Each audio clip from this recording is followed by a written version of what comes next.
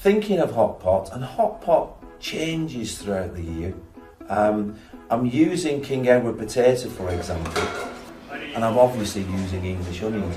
And what people forget is if you use a Spanish onion, if you use a Canadian onion, it changes the flavours and the essence of the dish. So when we put the dish together, we're using 4 cuts of meat. So we're using shoulder, we've got shin and under shoulder, and then we've got the neck chop.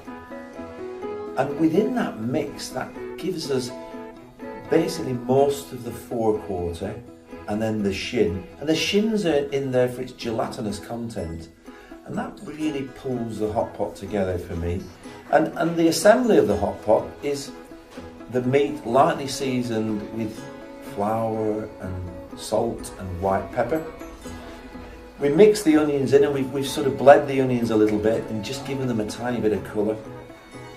Mix those in, and then it's just basically putting the right potato on the top. You don't need any stock.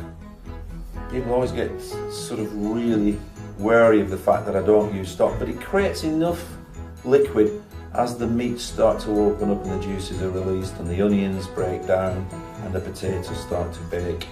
So you layer the potatoes on the top. You need a really good potato. We're using King Edward's. You need a potato that will break but yet still hold together. It's got to have a nice flavour.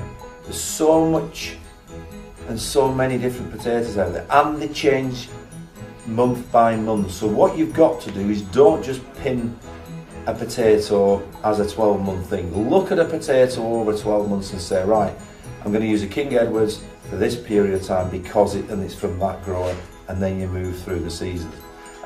It's all about the quality of the ingredients. A good Hotpot, once it's in the oven, it's a bit like letting your footballers out on the field. You can't do a great deal, it's up to them then, and it's the same with the Hotpot. But beforehand, you can control the ingredients that make a great Hotpot. So enjoy.